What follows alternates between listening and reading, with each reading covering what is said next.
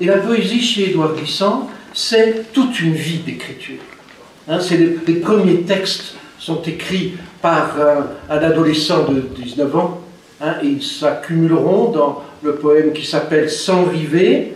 Il y aura, sans que je me rappelle la date exacte, mais lui là c'est jusqu'à la Cohue du Lamentin, qui est récente. Je ne connais pas les dates. Et voyez-vous, c'est une chose qui est aussi frappante dans ce XXe siècle, 21e, je ne sais pas si je suis en état d'en entendre ni d'en parler, le XXe siècle est le mien, mais comme chez Michaud, comme chez Char, comme chez Perse, comme chez Ponge, une vie de poésie.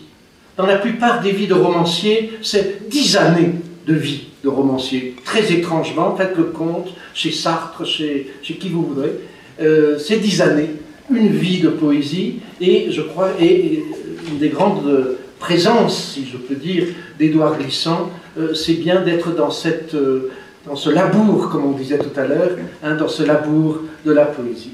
Et d'abord, Édouard, je voudrais poser cette question, c'est que s'est-il passé? Qu'est-il arrivé?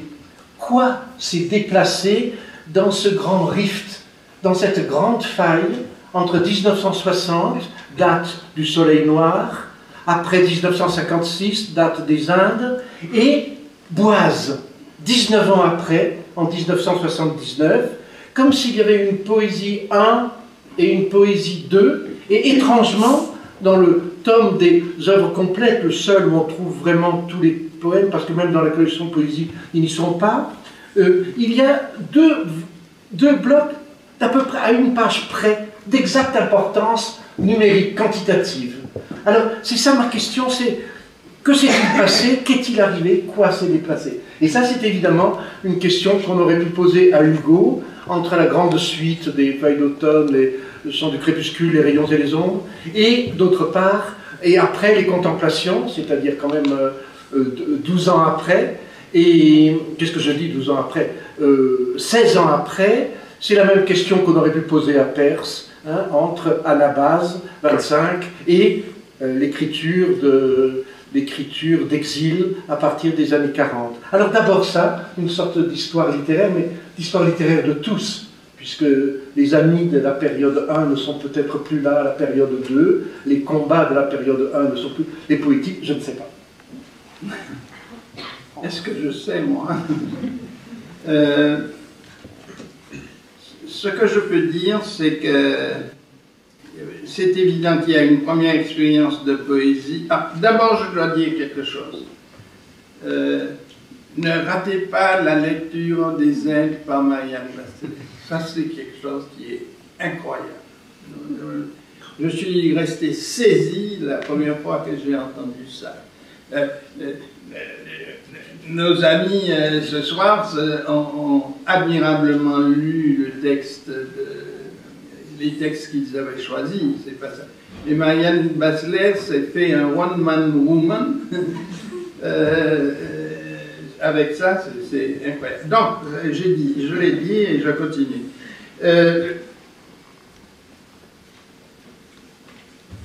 Tout le monde dit, c'est difficile, on ne comprend pas. Bon, on trouve ça beau, mais c'est difficile. C'est difficile à entendre, c'est difficile à comprendre, c'est dur. Et je me souviens d'un écrivain qui existe toujours, qui est genevois depuis 30 ans, c'est Michel Butor. Quand on lui disait, mais vous savez, M. Butor, quand on lui dit toujours, vous savez, M. Butor, c'est compliqué ce que vous écrivez.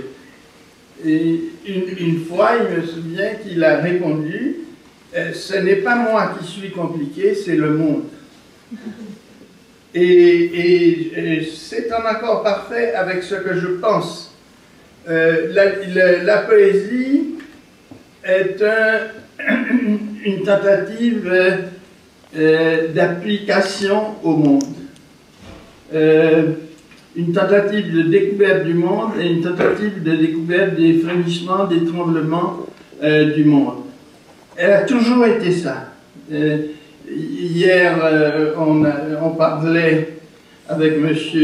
Stéphane Nessel des présocratiques, et c'est ça les présocratiques, c'est l'adéquation au monde. Et quand la poésie est un peu en retrait, c'est parce que les énormes puissances de la rationalisation la mettent de côté. Et du côté du plaisir et du côté de la réjouissance, etc., la poésie cesse d'être une tentative de connaissance par les profondeurs. Et les poètes ont toujours protesté contre cette mise à l'écart. Et il est probable que, en ce qui me concerne du moins, et je crois en ce qui concerne la plupart des poètes, il y a une première saison de poésie qui est consacrée à ce que je pourrais dire, on pourrait appeler l'aspiration au monde, l'aspiration au contact avec le monde. Et ce sont, oui, c'est cette première période qui est une période de jeunesse, mais qui nécessite justement d'entrer dans la complexité et d'entrer dans la difficulté, d'entrer dans le tremblement, d'entrer dans le frémissement de la vie du monde. Et ça, on a besoin de cette période de maturation interne pendant laquelle on fait autre chose. On écrit de soi-disant romans. Moi, j'ai toujours écrit de soi-disant romans. Butor a toujours écrit de soi-disant romans. On écrit des textes, on fouille, on entre en philosophie, etc. pendant un certain nombre de temps, d'années, et puis brusquement, cette accumulation d'expérience du monde qui peut se passer en voyage, mais qui peut se passer aussi en immobilité. On n'est pas obligé de parcourir le monde, le poète c'est pas un touriste, pour le connaître et le découvrir et le connaître. Et au bout d'un temps donné, la parole pythique remonte des profondeurs du monde et on l'écoute. Et je dirais, on est armé pour l'écouter.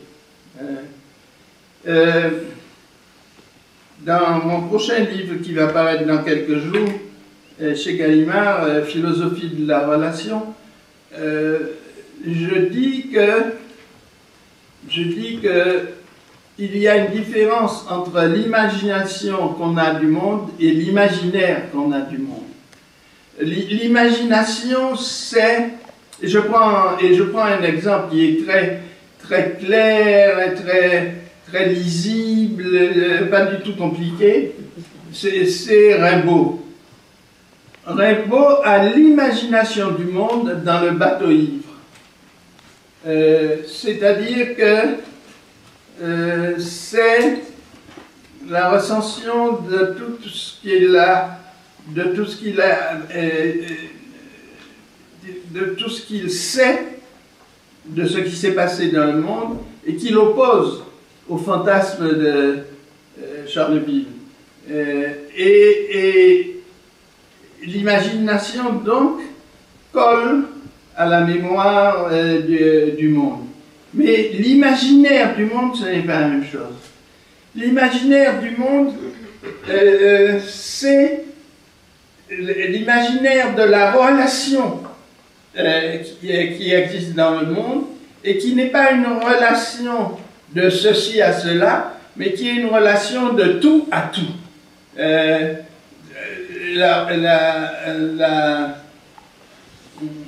La relation de tout à tout, c'est la relation de la connaissance cosmique. Et la relation de ceci à cela, donc la relation de toi tout, c'est l'imaginaire. Et la relation de ceci à cela, c'est l'imagination. Et le bateau ivre, c'est l'imagination, cher Rimbaud. Mais la saison en enfer, c'est l'imaginaire.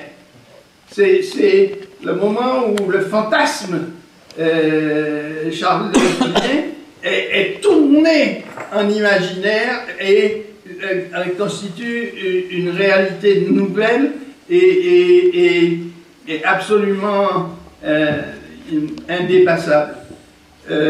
Maintenant, dans nos sociétés modernes, avec le bouleversement de la constitution de la Terre, avec tout ce chaos qui fonctionne dans la Terre, on peut dire que le poème du poète est à la fois imagination et imaginaire.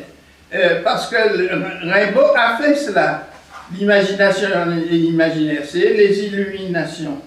N'est-ce pas? Mais le poète moderne, il fait tout ça en même temps. D'abord parce qu'il n'a peut-être pas le temps, ça va trop vite. Et ensuite, parce que nous savons maintenant que l'imagination ne suffit pas. Que l'imagination, par exemple, les profiteurs et les oppresseurs actuels du monde, et il y en a dans tous les coins, ont l'imagination de leurs méfaits, de ce que ça leur rapporte et des profits qu'ils en tirent, mais ils n'ont aucun imaginaire du monde. Et cet imaginaire du monde, c'est ce qui permet de changer. Non pas de changer le monde, parce que ça c'était une prétention des cultures occidentales au 19e et au 20e siècle, changer le monde. Rimbaud avait dit changer la vie, mais changer le monde, et c'était à la fois généreux et absurde, mais l'imaginaire de la relation, et j'appelle relation la quantité réalisée de toutes les différences du monde sans qu'on en ignore ou qu'on en méconnaisse la plus petite possible. Donc cet imaginaire de la relation, c'est ce qui va nous permettre à nous, humanité, de changer notre rapport au monde. Et je crois que ça, c'est la fonction essentielle du poète. Et je crois qu'il lui faut un certain temps de latence avant de recommencer ce travail.